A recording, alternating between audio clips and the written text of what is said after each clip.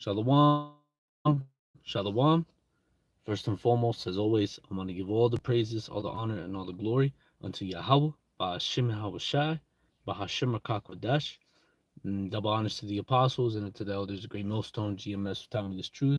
Honors to the brethren in the Akim that's pushing out this truth with all sincerity and in faith, and to Wadi Yahawah, Ba'ashim YAHAWASHI, for allowing me once again to come back with another lesson.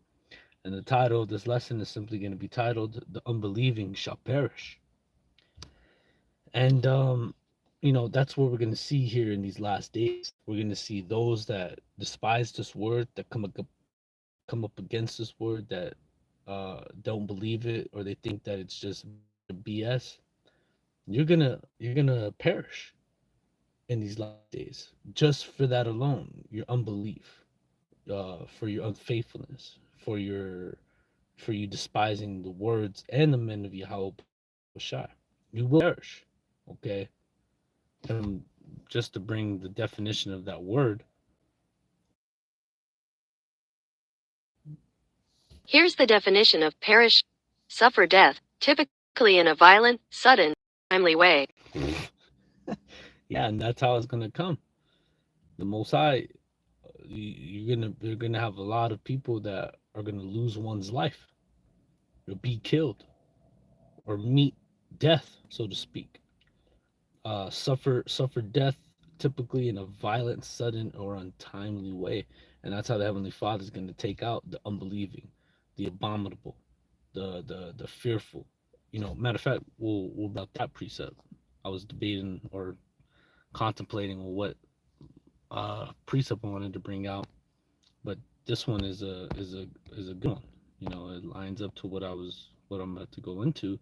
Revelation 21 and verse 7. And it says here, and he that overcometh, right? And that's what it's about, overcoming and enduring. To overcome, you have to endure. And it says, and he that overcometh shall inherit all things. See? And I will be his power, and he shall be my son. Fearful, right? But the fearful and the unbelieving and the abominable and murderers and whoremongers and sorcerers and idolizers and all liars shall have their part in the lake which burneth with fire and brimstone, which is the second death. And that's how the unbelieving, the murderers, the abominables, really the evildoers are gonna meet in that second death, which is the fire, which is gonna come ultimately by what those nuclear missiles and by the laser beams are gonna be shot from these chariots. Okay, and that's the punishment or the reward, I should say, for the wicked, abominable, for the unbelieving, for the fearful. Okay, they are gonna perish. You're gonna die in a sudden way. Okay, because you've already, for the most part, those of you that don't believe, or your incredulity, because the scriptures talk about. Matter of fact, let me grab that. Second Ezra chapter 15, verse 3, and it says, "Fear not the imaginations against thee," meaning the things in which people may think about or think, or to what people think about us, because people think that we look out, when they look at us out in the highways and hedges, they think we're crazy, we bums, this, that, and the third. But yet, nevertheless, it doesn't matter what the hell these people think, because they're already, for the most part, done. Lest the Heavenly Father have mercy upon them, but that's very unlikely, especially upon, the majority of the people that dwell here in Babylon the Great. But it says, "Fear not the imaginations against thee, let not the incredulity of them trouble thee that speak against thee," meaning the unbelief that these people have, or the inability to believe. That shouldn't trouble us. For as the scriptures say, as the apostle Paul said himself, "For what if some did not believe? Shall the faith of them make the heavenly Father without effect?" Meaning, you think you think it's your unbelief, your unfaithfulness is going to change the program of the Most High, or what His will shall be? Of course not. So whoever believes or not, okay. As verse 4, "For all the unfaithful shall die in the unfaithful." You see that? So all the unfaithful, you're going to die in your unfaithfulness. The unbelieving shall perish. The unfaithful shall perish as well. Okay. And for the most part, those are you people that can't get it, or you're unbelieving, or you just it's not clicking for you. You know, for what that means, you most you're probably not a part of the elect, and you've most certainly been, condemned. Okay, because you have those that have already been condemned. And when you go into that word condemned, it goes into sentenced to a particular punishment, especially death. Here's the definition of condemned: sentenced to a particular punishment, especially death. And you have people that, just like how the righteous were chosen from the foundation of the world to be saved, we have those that were chosen to be damned, to be doomed, condemned to hell. All right, you're going to hell. No, no, but the hell just meaning a condition, of course. But yeah, you're already doomed. You know, and the precept to back what I'm saying is St. John chapter 3 verse 18. It says he that and this is what the Lord YAHAWASHI himself said. He that believeth on him is not condemned, right? But he that believeth not is condemned already. You see that? So you've already been condemned, most probably from the foundation of the world, you know, to not get it. Because he hath not believed on the Son of the only begotten Son of the Most, or Slaki, he have not believed in the name of the only begotten Son of the Heavenly Father, which is who? YAHAWASHI. All right. And then, matter of fact, when you, is it in the same chapter? Yep. The same chapter, it says this as well, jumping down to the 36th verse. St. John chapter 3, verse 30.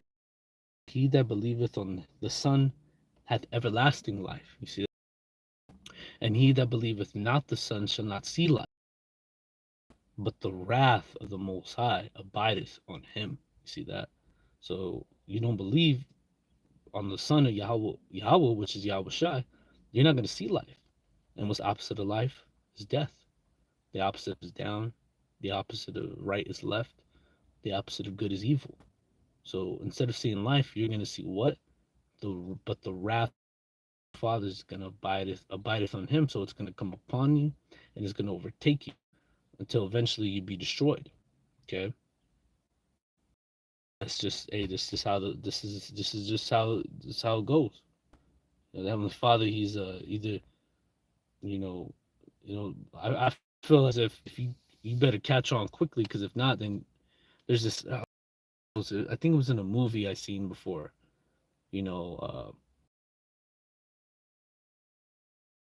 Avatar, I want to say, with, one of the woman, the main character woman, she somebody was talking about her, and they were describing her as just an individual, an individual as someone who either you better catch on quickly or you're gonna die.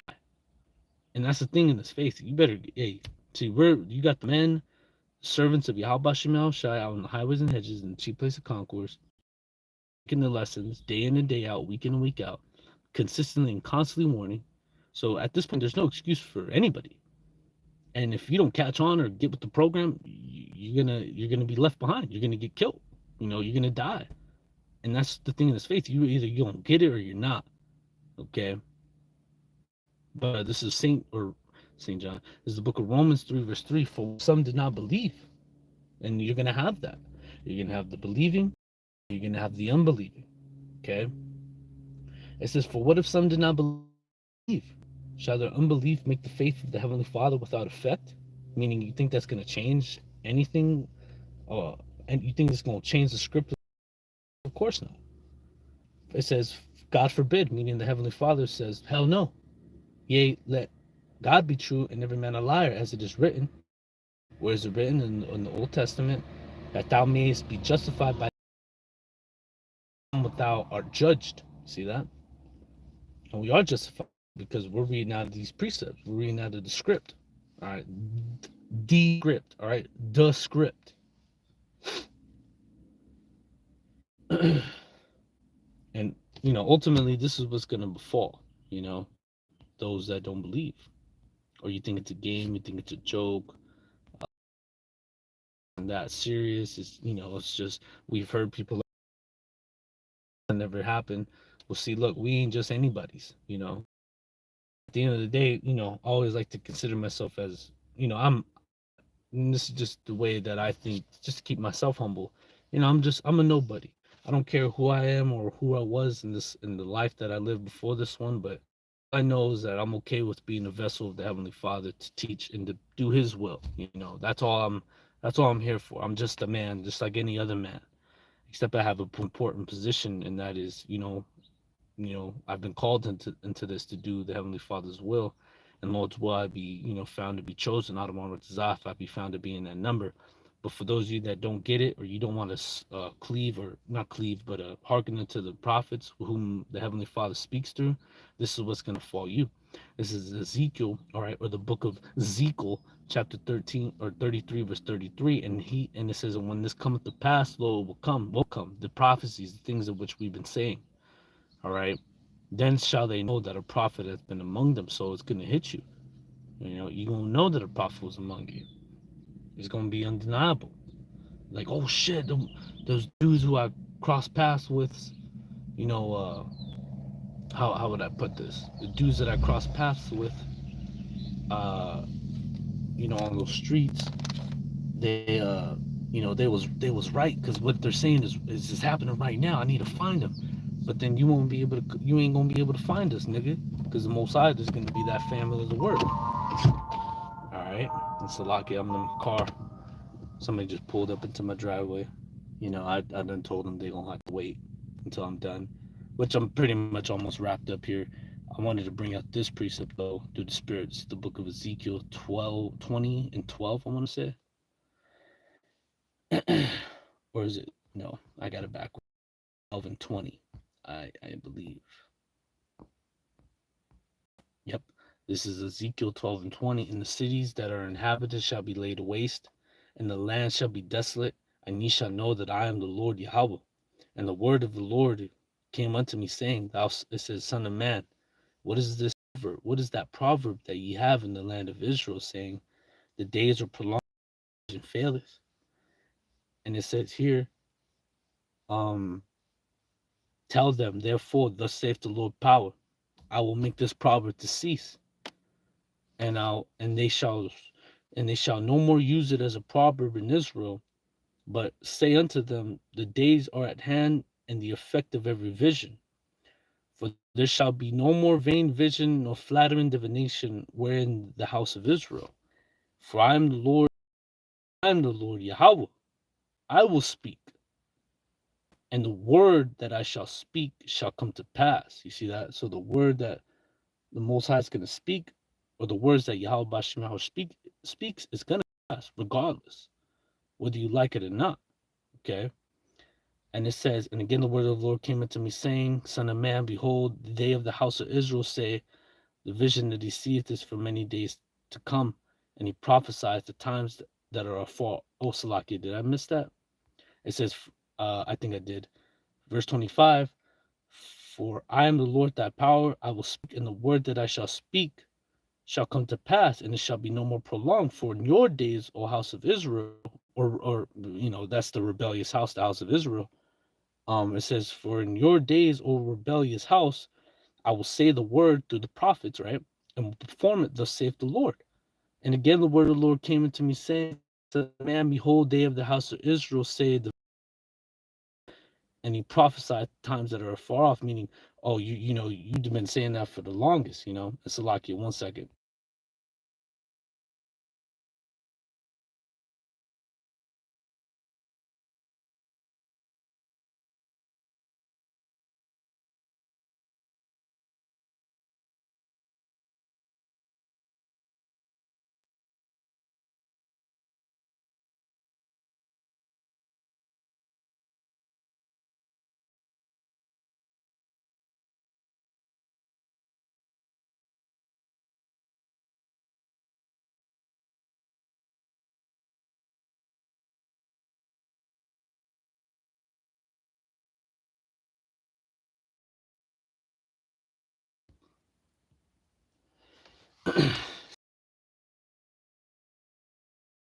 Again, verse 27, son of man, behold, day of the say the vision that he seeth is for many days to come, meaning, oh, you've been talking about that for the longest. Kind of like with the apostles of GMS, how you have certain men that are still around that have been watching them since they've been on YouTube, and they, you have those scoffers that you've been saying for a long time, the missile's gonna come, UFO's gonna be here, do ain't nothing happen. YAHAWASHI, you said you gonna come around 2000. This, look, man, the Most High, he's gonna come when you least expect it, man. He's gonna send us someone you least expect it, man. He ain't gonna give you a time exactly when it come, because then every nigga that's going off, they gonna at that the last day, to the day of the Lord comes, they gonna all try to get right. They gonna grow out their beard, they gonna stop eating pork before the day of the Lord come. So the Most High, he's gonna. That's why the scriptures say that the day of the Lord shall come as a thief in the night. It's gonna come when you least expect it, my man. Okay. So you just gotta sit tight and wait for it, because we're not on your time. We're on the Most High YAHAWASHI's time, and he's gonna come and he's gonna do his will whenever he's ready to do it. Okay, and that's why we continue to watch and to pray. But it says, verse 28, therefore say unto them, thus saith the Lord power, there shall no there shall none of my words be prolonged any more, but the word that I shall speak, or the word which I have spoken, shall be done, saith the Lord. See, and that's what's going to be done, the word of the Most High, the will of Yahweh Shai. Okay, and I'm going to go ahead and end it here through the Spirit. Isaiah chapter 46, verse 10. And it's, and from the beginning and from ancient times, the things that are not yet done shall stand, and I will do all my pleasure. To see here in these last days, and all of you that didn't believe us, that talk shit about us, called us bums, and you niggas don't know what you're talking about, go get a job, get some money. On that day, you gonna realize, like, fuck, I should have listened to these guys, but it's gonna be too late for your ass. And that's when the judgment and the hammer of Yahweh Shai is gonna come upon you. All right. But through the Spirit, I'm gonna go ahead and end it here. I pray this lesson was edifying, exhorting, and comforting. And as always, I want to give all praises, honor, and the glory to Yahweh, Bashim, Yahawashai, Bahashim, Rakak, Radesh. And it's on to the next one. I'll give Shalom. And Shalom to. Okay. I was going to see if any brothers are on the comment board, but Shalom to those that may have tuned in. Shalom. Yahweh, Bashim, Yahawashai, Barakatan to you all. And it's on to the next one, as always. Shalom.